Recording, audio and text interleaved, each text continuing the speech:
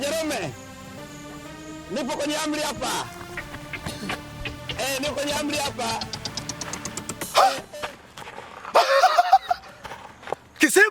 Kisiba!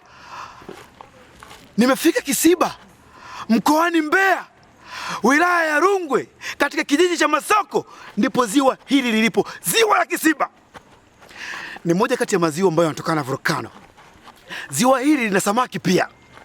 Ziwa hili halina kiumbe chochote ambacho kinaweza kikamzuru binadamu. Hakuna mamba wala kiboko. Karibuni Mbeya, karibuni Mbeya. Sifa hili ziwa, pia unaweza ukaogelea kama ambavyo mimi ninakwenda kuogelea Kisiba.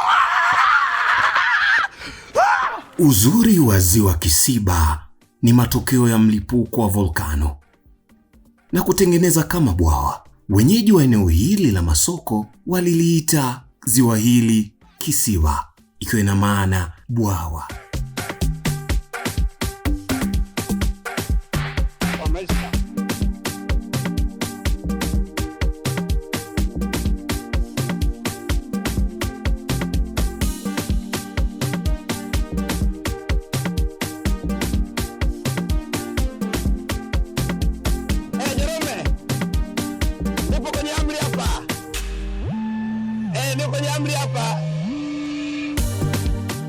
Ukifika majira ya joto, kwa mwenyeji anayetokea ukanda wa pwani ya Afrika Mashariki, hali ya hewa ni rafiki kwake. Hivyo anaweza kufanya shughuli za kitalii kama kuogelea, hata kuweka kambi kwa mapumziko ya safari. Tazama jinsi ziwa Kisiba lilivyo la kipekee.